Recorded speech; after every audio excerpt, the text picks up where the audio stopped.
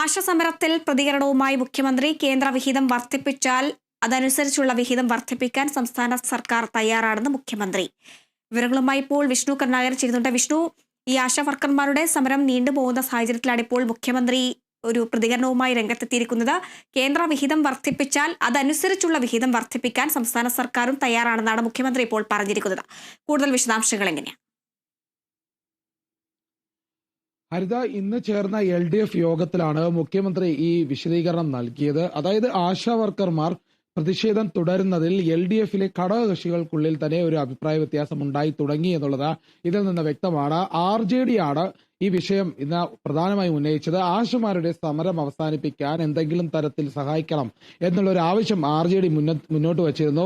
അതുകൊണ്ട് തന്നെ LDF യോഗത്തിൽ RJDക്ക് പിന്തുണയുമായി CPIയും രംഗത്ത് വന്നിരുന്നു. RJDയുടെ ആവശ്യം വളരെ പ്രാധാന്യമുള്ളതാണ്, അതിനെ അംഗീകരിക്കുന്നു എന്ന് തന്നെയാണ് CPIയുടെ നിലപാട്.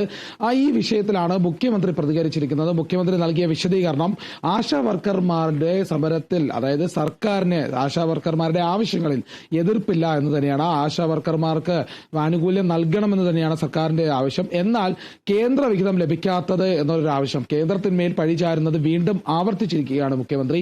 ഇപ്പോൾ നിലവിൽ മുഖ്യമന്ത്രി പറയുന്നത് കേന്ദ്ര വിഹിതം കേന്ദ്രം വർദ്ധിപ്പിക്കാൻ തയ്യാറായാൽ സംസ്ഥാന വിഹിതവും സംസ്ഥാനം വർദ്ധിപ്പിക്കും. സർക്കാർ അത്തരത്തിൽ ആശമാർക്ക് പണം നൽകണമെങ്കിൽ കേന്ദ്രം കൂടി മുന്നിട്ടിറങ്ങണം. കേന്ദ്ര വിഹിതം വർദ്ധിപ്പിച്ചാൽ സംസ്ഥാനത്ത് വിഹിതം വർദ്ധിപ്പിക്കുമെന്നാണ് മുഖ്യമന്ത്രി ഇപ്പോൾ നൽകിയ വിശദീകരണം. എന്നാൽ ആശമാർ വലിയ ആശങ്കയോടെ തന്നെ കഴിഞ്ഞ ദിവസങ്ങളെല്ലാം പ്രതിഷേധിക്കുമ്പോൾ ഈ വിഷയങ്ങൾ പറയുമ്പോൾ എപ്പോഴും കേന്ദ്രത്തിന്മേൽ പഴിചാരുകയും സംസ്ഥാനത്തിന്റെ പ്രതിസന്ധി ചൂണ്ടിക്കാട്ടുകയും ചെയ്തു.